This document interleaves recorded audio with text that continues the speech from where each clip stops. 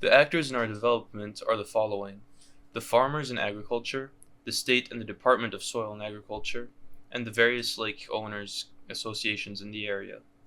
The main problem that we want to address is the runoff of harmful chemicals into lakes, especially phosphorus and nitrates.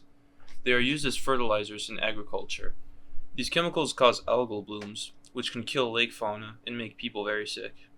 Additionally, mowed lawns by lake cabins and houses create impermeable surfaces next to the water bodies, which don't fully absorb the harmful chemicals and increase runoff into lakes and rivers. We created a few development ideas in order to improve water quality around the watershed for residents, visitors, and lake fauna.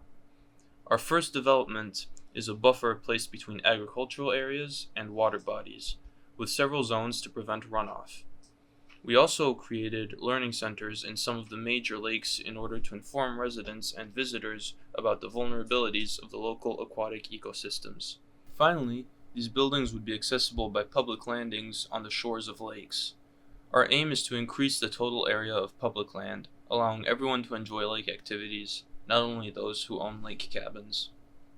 Agriculture is the cause of these harmful chemicals that kill off the local fauna and make the water unusable for people.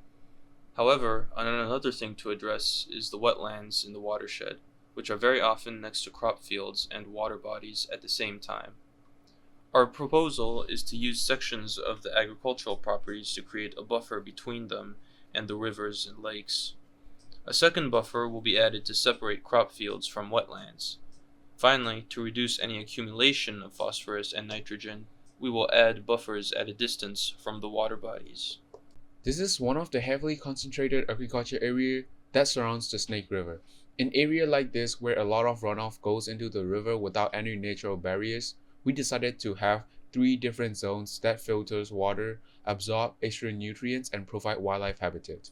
The closest to the river, Zone 1, consists of unmanaged forests. Zone 2 consists of a wide range of bushes and profitable shrubs such as blackberries and raspberry.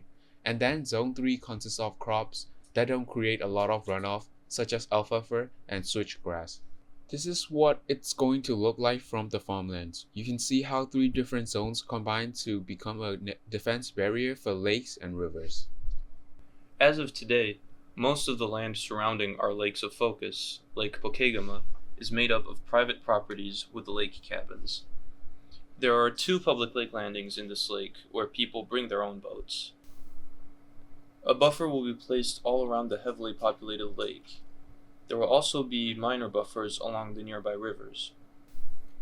Certain properties around the lake will be bought by the state, reforested, and made accessible for the public, mostly by boat, on the lake. They can be used as camping grounds or picnic areas, for example.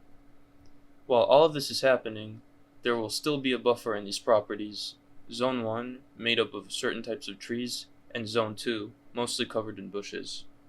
This is to prevent having any lawns right by the lake, which create impermeable land and facilitate runoff. Agricultural properties, mostly located by rivers, will have 3 zones, the extra one being alternative agriculture that absorbs runoff better, such as switchgrass and alfalfa. In this close-up axon drawing, we can see the lakeshore conditions as of now. We will first suppress certain lawns by the water, and then add buffer zones with trees and bushes. Improvements will also be added by the public lake landing. There will be a boathouse where visitors can rent kayaks, canoes, or pontoons. People who don't have cabins there will be able to enjoy the lake and its improved cleanliness.